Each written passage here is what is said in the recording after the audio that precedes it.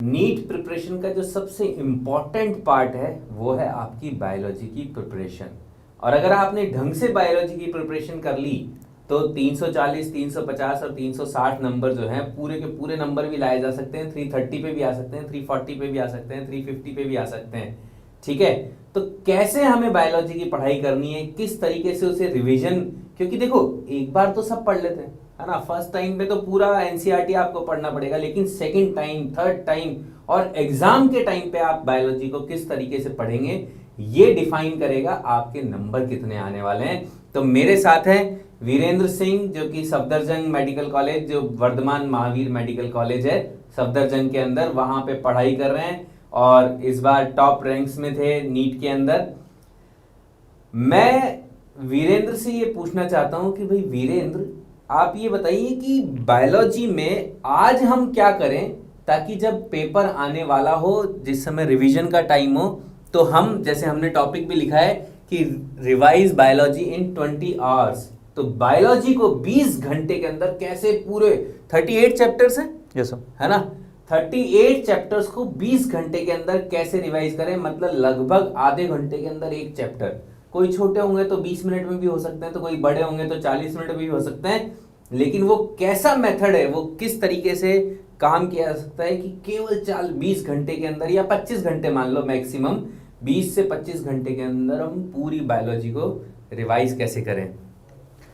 Sir जब आप chapter पढ़ रहे हैं तो आपको ये चीज़ दिमाग में रखनी है स्टूडेंट को कि उस चैप्टर में क्या कॉन्सेप्चुअल है और क्या फैक्चुअल है। राइट, तो मतलब ये ध्यान रखना है कि कॉन्सेप्ट कहाँ का है उस चैप्टर क्या है और फैक्ट्स क्या क्या याद रखना है। फैक्ट्स क्या है, बिकॉज नीट में जो क्वेश्चन आएगा वो एंड में या तो कॉन्सेप्ट से आएगा या आएगा आपके फैक्ट से। तो अब आप इन दोनों चीज़ों को, कॉन्सेप्ट और फैक्ट्स को रिवाइज करने का तरीका भी अलग अलग है। अच्छा, Yes, मतलब कॉन्सेप्ट, हाँ ठीक बात है। तो कैसे करेंगे कॉन्सेप्ट, मतलब कॉन्सेप्ट को कैसे करेंगे अपन लोग काम। कॉन्सेप्ट को रिवाइज करने के लिए, जैसे कि अब कॉन्सेप्ट की जब हम बात करें तो जब आप सेल साइकिल पे आते हो तो सेल साइकिल में डेफिनेशंस और उसमें कॉन्सेप्ट है। जब आप प्लांट डाइवर्सिटी पे आते हो तब वहाँ पे लाइफ साइकिल्स में कॉन्सेप्ट है और बायोटेक में प्रोसेसेस में कॉन्सेप्ट दिए गए हैं। तो जब आप इन चीज़ों को पढ़ रहे हो, मेक श्योर आप साथ साथ में इसका एक फ्लो चार्ट बनाते जाओ। अच्छा, ये आप तो जहाँ पे कॉन्सेप्ट्स आ रहे हैं वहां पे आप उसका एक फ्लो चार्ट बना सकते हैं। चार्ट। फॉर एग्जाम्पल आपने पूरी की पूरी सेल साइकिल एक क्वेश्चन और है मेरा कि Yes, जब पहली बार पढ़ रहे हैं तभी ऐसा करना चाहिए कि दूसरी बार एनसीईआरटी पढ़ रहे हैं तब ऐसा करना चाहिए। मैं कहूंगा कि आप पहली बार ही ऐसा कर ले, क्योंकि अगर आपने ये पहली बार कर लिया तो दूसरी बार जब आप फ्लो चार्ट देखोगे तो आपको पता चल जाएगा कि हाँ आप यहाँ से लिंक कर रहे हो, आपने क्या सोच के वो फ्लो चार्ट बनाया था और आपके दिमाग में क्या चल रहा था, तो आपका वो टॉपिक उसी टाइम रिवाइज हो जाएगा। ठीक है, ये तो हो गया कि फ्लो चार्ट जब आप पहली बार एनसीईआरटी पढ़ रहे हो तभी आपके दिमाग में ये बात होनी चाहिए कि मैं हर कंसेप्ट का। तो भैया देखो, सबसे पहला काम तो ये है कि आप वीडियो देख रहे हैं, वीडियो लेक्चर से पढ़ रहे हैं और साथ में नोट्स बना रहे हैं, और उसके बाद जब आप एनसीईआरटी पढ़ रहे हैं तो साथ में कॉन्सेप्ट्स के फ्लो चार्ट्स भी बनाते रहें ताकि काम बाद के लिए आसान हो जाए। अच्छा, अब दूसरी बात कर रहे हैं अपन फैक्ट शीट। हाँ यस सर। तो फैक्ट शीट कैसे बनाएंगे। फैक्ट शीट में आपको जब आपने पूरा का पूरा चैप्टर पढ़ लिया उसके बाद आपको स्टार्ट करनी है। अच्छा, आपको ये देखना है कि उस चैप्टर में साइंटिस्ट के नाम, एग्जाम्पल्स, डेट्स जो कि आपको इंपॉर्टेंट लगती हैं, साइंटिस्ट के नेम्स और एग्जाम्पल्स एग्जाम्पल्स। जब आप मॉर्फोलॉजी और अब डाइवर्सिटी पढ़ोगे आपको पता चलेगा कि वो चैप्टर जो है ना वो बहुत ज़्यादा फैक्ट हैवी है। उनमें बहुत सारे फैक्ट दिए गए हैं और आपको ये चीज़ ध्यान रखनी है कि आपका चैप्टर पढ़ने का ऑब्जेक्टिव यही है कि जो नीट में उससे क्वेश्चन आएगा आपको वो क्वेश्चन सॉल्व करना है। अगर नीट उस चैप्टर से फैक्ट बेस्ड क्वेश्चन पूछ रही है तो आपको वो फैक्ट्स पता होने चाहिए ना। हाँ। तो ये इंपॉर्टेंट है, आप उन सारे फैक्ट्स को एक शीट पे उतार लीजिए, क्योंकि अगर आप पूरा का पूरा चैप्टर पढ़ रहे हो, आप पूरा की पूरी मॉर्फोलॉजी पढ़ो और उसमें से क्वेश्चन तो एग्जाम्पल से आना है, इससे बढ़िया तो ये है ना कि एक पेज में जहां पे आपने सारे एग्जाम्पल्स लिखे हुए हैं आप उस एक पेज को जल्दी से याद कर लीजिए। तो मतलब ये है कि जो चैप्टर, जैसे आपने नाम लिया डाइवर्सिटी एंड मॉर्फोलॉजी, है Yes, sir. यही था ना, तो उसमें ज्यादा फैक्ट्स हैं तो आप उन फैक्ट्स को ज्यादा करें इंस्टेड ऑफ क्वेश्चन करने के। सर जैसे कि अब मॉर्फोलॉजी की अगर हम बात करें तो मॉर्फोलॉजी में क्वेश्चन सॉल्व करेंगे तो आपका 1 से 1.5 घंटा जाएगा। अच्छा, इससे बेटर ये है कि एक पेज पे जहां पे सारे के सारे एग्जांपल्स दिए गए हैं, आप उस के एग्जांपल्स देख लें, याद कर लें, 15 या 20 मिनट में आपका पूरा का पूरा चैप्टर रिवीजन हो जाएगा।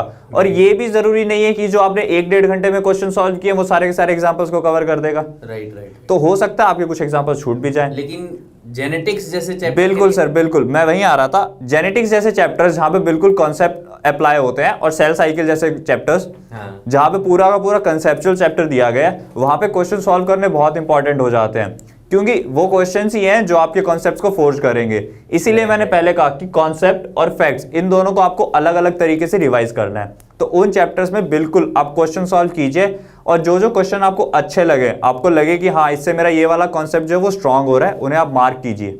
ये बहुत इंपॉर्टेंट है। दूसरा एक चीज आती है कि एनसीईआरटी का बहुत बड़ा रोल है बायोलॉजी के अंदर। Yes sir. है ना, सब कुछ कहते हैं कि एनसीईआरटी में से आता है। तो एनसीईआरटी को पढ़ने की अप्रोच क्या होनी चाहिए, किस तरीके से करना चाहिए, क्या दिमाग में रखना चाहिए? एनसीईआरटी को अगर आप ब्लाइंडली पढ़ोगे, क्योंकि मैंने कई स्टूडेंट्स को देखा था, वो क्या करते थे, एनसीईआरटी लेते थे, पेन लेते थे और हर लाइन मार्क करते जा रहे हैं। अच्छा। तो उसका कोई मतलब नहीं है पढ़ने का। अब जैसे जैसे आप जब एनसीईआरटी पढ़ोगे ना, आपको पता चलेगा कि एनसीईआरटी जो हेडिंग है ना, उसमें ये क्वेश्चन छुपा हुआ होता है। अच्छा। उसकी हेडिंग अपने आप में क्वेश्चन है, तो आपको वो क्वेश्चन देखना है, या उसका जो टॉपिक दिया हुआ है, जो पैराग्राफ की हेडिंग है, उसे देखना है, और उससे रिलेटेड देखना है कि ये पैराग्राफ में उससे रिलेटेड क्या बात कर रहा है, क्या इंपॉर्टेंस क्या है इसकी। अगर आप ये अप्रोच लेके चलोगे तो वो तो बहुत ईजी हो जाएगा, क्योंकि नहीं तो एनसीईआरटी पढ़ना अपने आप में एक बहुत बोरिंग चीज है, नींद आती है। तो जब तक अगर आप ऐसे नहीं करोगे, अगर आप उस कॉन्सेप्ट को एक्सट्रैक्ट नहीं कर रहे हो और बोर हो रहे हो, तो उस एनसीईआरटी पढ़ने का मतलब भी नहीं है। ठीक बात है, मतलब आपको एक मोटिव के साथ बैठना है एनसीईआरटी को पढ़ने, है ना? बिल्कुल कि सर। मेरे को इन सवालों के आंसर्स ढूंढने, जैसे आपने हेडिंग पढ़ी तो उस सवाल, उस हेडिंग का आंसर, उसका वो कहाँ पे है उस पैराग्राफ में, यही कहना चाह रहे हो ना आप? बिल्कुल।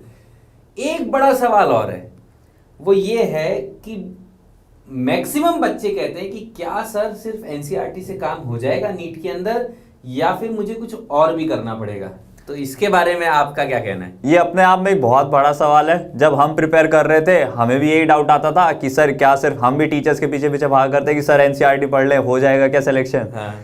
तो इसका जवाब हमें ये मिला कि पूरा का पूरा चाहे नीट का पेपर एनसीईआरटी से ना आए, पर इतना एनसीईआरटी से आएगा कि आप 90 to 95% स्कोर कर सकते हो, और जो बाकी का 5% बच रहा है ना, उसे छोड़ दो, उसका मतलब ही नहीं है। क्योंकि अगर आप अगर आप सिर्फ एनसीईआरटी करके, कितनी है 2 बुक्स है एनसीईआरटी की छोटी छोटी, अगर आप सिर्फ उतना पढ़ के 95% स्कोर कर रहे हो, तो रेदर देन आप बाकी मोटी मोटी बुक्स पे पढ़ें। और ये भी कोई गारंटी नहीं है कि आप जो पढ़ लेंगे वो आ जाएगा। सही बात है। तो बेवजह पढ़ने के बजाय अगर आप उस टाइम